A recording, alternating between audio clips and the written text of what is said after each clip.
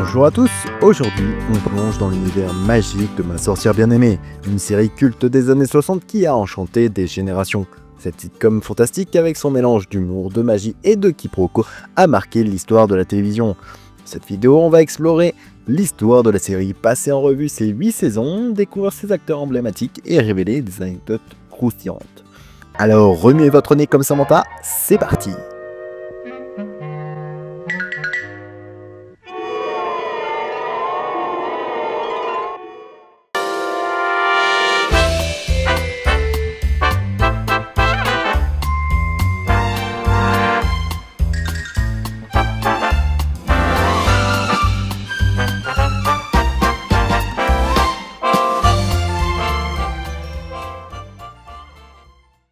Ma sorcière bien-aimée ou Bewitched en anglais est une série américaine créée par Saul Zaentz. Diffusée pour la première fois le 17 septembre 1964 sur ABC, elle s'étend sur 8 saisons avec 254 épisodes au compteur, dont 74 en noir et blanc pour les 2 premières saisons, avant de passer bien sûr à la couleur.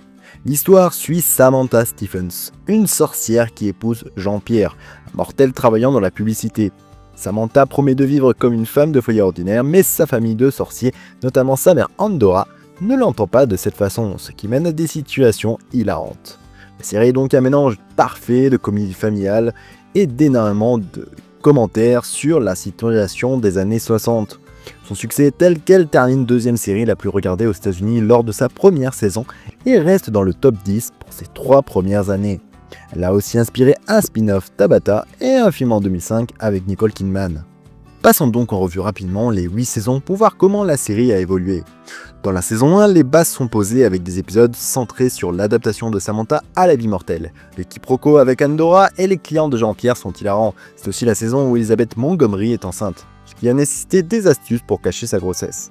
La série gagne donc en assurance sur la saison 2 avec l'introduction de personnages comme l'oncle Arthur, un sorcier farceur qui donne vraiment du sel à la série.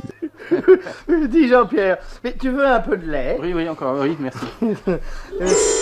Eh ben, serre-toi, mon vieux. Les intrigues deviennent plus audacieuses, jouant sur la magie dans des contextes sociaux.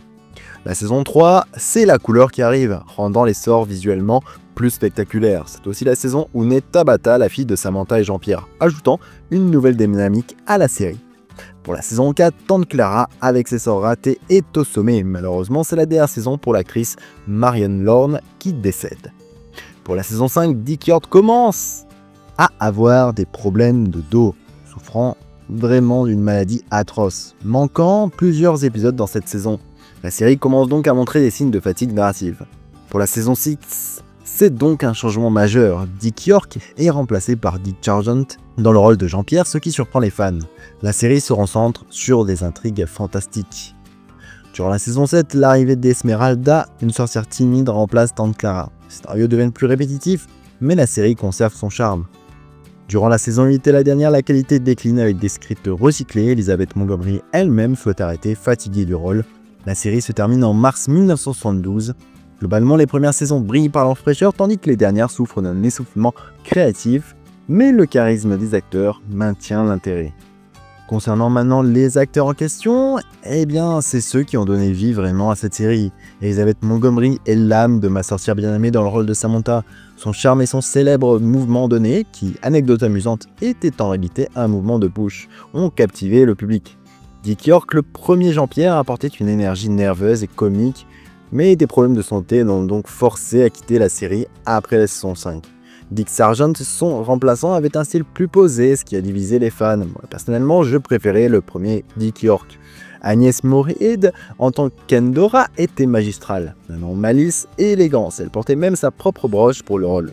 Marion Lorne, en tant que Clara, a gagné un Emmy posthume pour son interprétation adorable et maladroite. Enfin, des acteurs comme David Waite, qui joue Alfred, le patron de Jean-Pierre, et Paul Linde, l'oncle Arthur, ont ajouté une touche d'humour mémorable. Passons donc aux anecdotes qui rendent cette série encore plus fascinante. Savez-vous que l'ambiance sur le plateau n'était pas toujours magique? En effet, Elizabeth Montgomery et Agnès Moorehead, malgré leur alchimie à l'écran, avaient des tensions, comme lorsqu'Agnès a demandé un baisement à Dick Sargent, ce qui a irrité Elizabeth.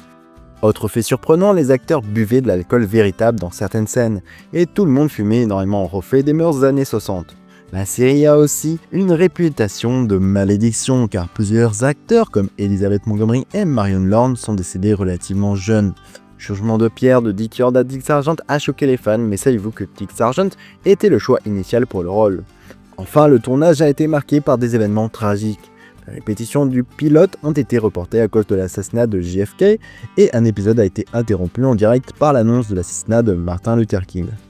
Ma sorcière bien-aimée reste une icône de la télévision. Elle a influencé des séries comme Sabrina, L'apprentie sorcière et même des comédies modernes sur le couple et les différences culturelles. Son mélange de fantastique et d'humour, porté par le charisme d'Elizabeth Montgomery, continue de séduire en rediffusion et sur les plateformes de streaming. Malgré ses hauts et ses bas, la série a su capturer l'esprit des années 60 tout en restant intemporelle. Et voilà donc pour notre voyage dans l'univers de Ma sorcière bien-aimée. Cette série a su mêler magie, humour et cœur pour devenir un classique. Si vous avez aimé cette analyse, n'oubliez pas de liker, de vous abonner et d'activer la cloche pour ne rien rater.